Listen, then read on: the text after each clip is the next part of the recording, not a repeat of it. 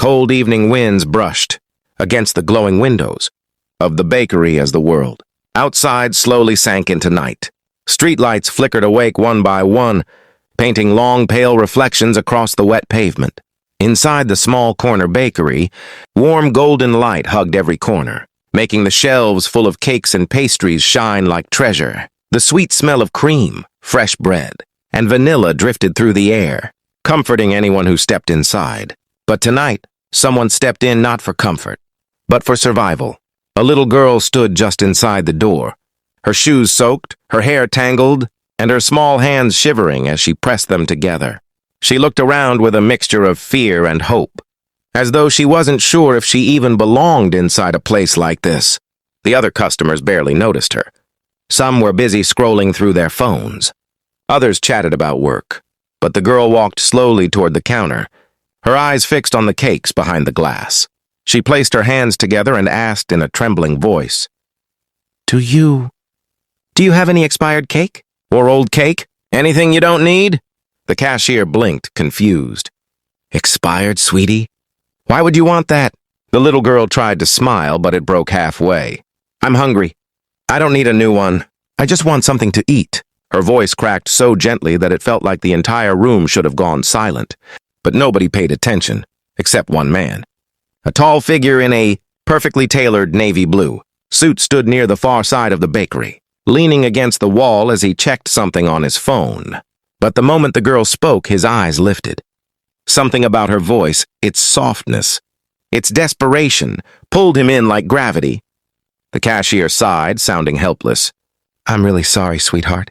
Company rules. We can't give expired items. The girl lowered her head. It's okay. Thank you. She turned to leave, holding back the tears that burned in her eyes. Before she could touch the door, the man stepped forward. Wait, he said softly. The girl stopped, startled. She turned around slowly, unsure whether to be scared or hopeful. The man knelt slightly so their eyes were level, his voice gentle but steady. Do you like cake? He asked. She nodded shyly.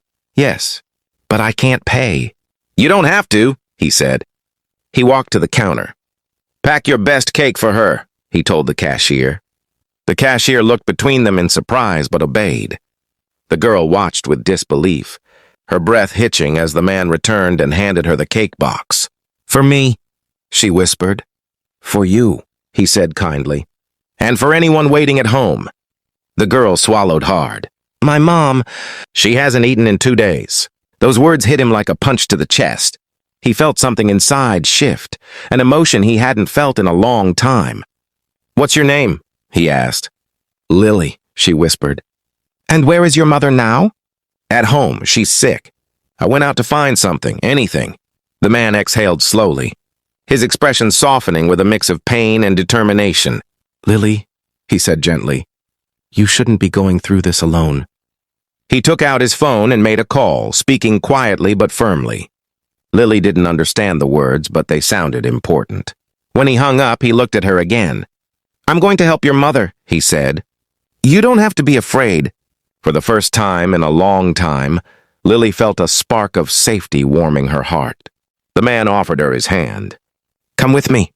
She hesitated, then placed her small hand in his. And that moment, simple, fragile, and full of unspoken promise, became the beginning of a story that neither of them could ever forget. Lily's small hand trembled inside the man's warm grip as they stepped out of the bakery.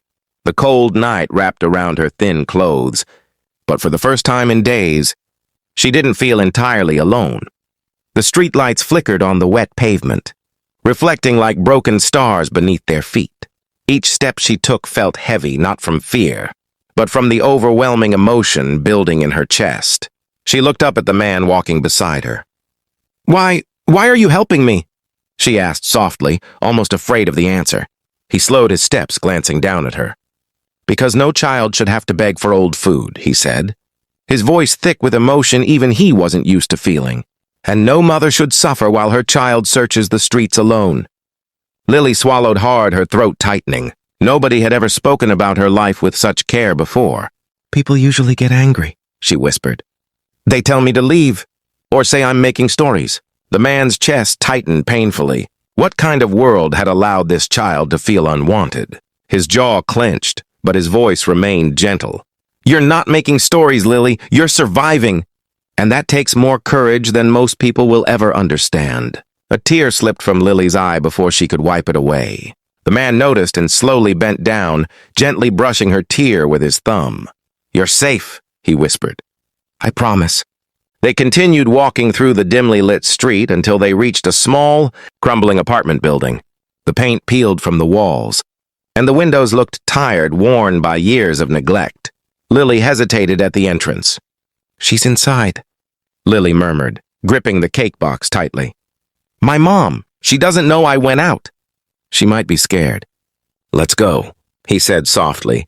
As they walked up the narrow staircase, the air grew colder, heavier, like sadness had soaked into the walls. Lily pushed open the door to a tiny room with only one dim light bulb glowing above. On a thin mattress in the corner lay her mother, pale, weak, breathing heavily as if each breath cost her strength she no longer had. "Mom!" Lily whispered, rushing to her side. "I brought something. Someone helped me. Look, real cake." Her mother opened her eyes slowly, confusion flickering across her tired face. And then her gaze shifted to the man in the doorway. She tried to sit up, embarrassed, struggling to hide her condition.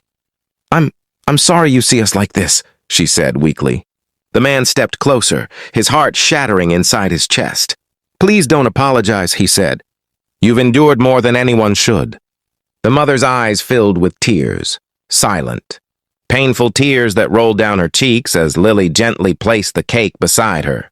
"You didn't eat anything today?" Lily whispered, touching her mother's cold hand. Her mother tried to smile but failed. "I wanted you to have whatever little we had," she whispered. A mother always gives first. The man couldn't breathe for a moment, watching the two of them, this fragile child and her fading mother, awoke something in him he had buried for years. A tender ache, a deep memory, a wound he thought had healed long ago. He crouched beside them. "Help is on the way," he said. "Doctors, food, everything you need. You and Lily, you deserve a chance." The mother's lips trembled. Why would you help strangers?" He paused, his chest rising and falling slowly. Then he said the words he had never spoken aloud. "Because once, I was just like Lily." Silence filled the room, not empty silence, but heavy, emotional, life-changing silence. Lily stared at him, confused. Her mother's weak fingers curled around his sleeve. The man continued, his voice deep with long-buried pain. "I know what hunger feels like. I know what it's like when life feels unfair and nobody sees you. I know what it means to lose hope." His eyes softened. "And I won't let that happen to you." Lily's mother broke into tears, her shoulders shaking as she covered her mouth. Lily hugged her tightly, and for a moment, the tiny room glowing under a single weak bulb felt warmer than any mansion ever could. A soft knock echoed through the thin door just a few minutes later. Lily jumped slightly, tightening her grip on her mother's hand. The man stood up slowly, opened the door, and allowed 2 paramedics and a young female doctor to step inside with quiet urgency. They carried medical bags, a small oxygen tank, and warm blankets. Lily stared with wide eyes. She had never seen doctors come for someone who couldn't pay. Are they for my mom?" she asked in disbelief. The man nodded gently. "Yes, Lily, they're here only for her." The doctor knelt beside the sick woman, placing a hand on her forehead. "Ma'am, can you hear me?" she said softly. The mother nodded weakly, tears forming again in the corners of her eyes. I don't have money," she whispered. "You don't need any," the man said firmly, stepping closer. "Just focus on breathing." The doctor checked her pulse, her oxygen level, and then pressed gently on her stomach. Her expression tightened, not from annoyance, but from concern. "She's severely undernourished," the doctor said quietly, "and her lungs are weak. She needs treatment immediately." Lily held her mother tighter, as if scared someone might take her away. The room filled with the sound of medical bags opening, machines beeping softly, and the gentle voices of the paramedics. The man watched silently, his eyes shadowed by memories he never wanted to revisit. Lily finally turned to him. "You said, you were like me. What happened to you?" The man froze for a moment as though the question pierced deeper than expected. He walked to the window, looking at the city lights glowing outside like distant fireflies. "I was your age when I lost everything," he began slowly. "My father died suddenly. My mother worked day and night, but it wasn't enough. Some nights, she wouldn't eat so I could." Lily's eyes widened with sadness. She looked at her mother, seeing the same sacrifice. "One winter," he continued, "she grew very sick. Just like your mother. But no one helped us. Not one person."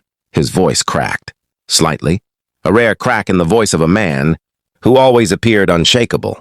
"I promised myself that if I ever became someone who could help, I would never let another child go through what I went through."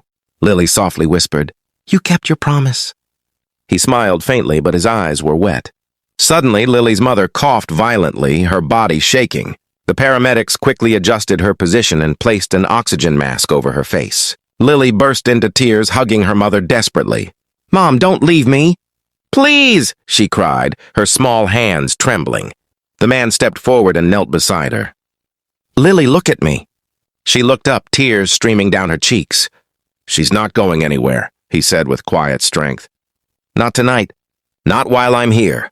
The doctor looked at the man, her expression firm. "We need to move her to the hospital now." Lily panicked. "Can I come?" "Please don't take her without me." The doctor smiled gently. "Of course. You're coming too." The paramedics lifted Lily's mother on a stretcher. Her hand reached out weakly toward Lily. The man took Lily's hand and placed it firmly into her mother's. "Stay together," he whispered. As they carried the mother down the narrow stairs, Lily walked beside her, still holding her hand tightly, tears dripping onto the cold floor with each step. Outside, the ambulance lights flashed against the night sky, painting the street in streaks of red and white. The city around them kept moving, cars passing, people rushing, neon signs flickering, yet this moment felt frozen in time, held together by fragile hope. Before Lily stepped into the ambulance, she turned to the man, the stranger who no longer felt like a stranger. "What's your name?" she asked softly. He hesitated for a second. Then he said, "Daniel." Lily blinked. "Thank you, Daniel." He nodded slowly, his voice deep with promise. "I'm not leaving. I'm right behind you." The ambulance doors closed. Lily's mother lay inside, breathing through the oxygen mask, her hand still holding her daughter's. Daniel stood outside for a moment, staring at the ambulance as the engine rumbled to life. He took a deep breath, then whispered to himself, "This time, no one will lose the person they love."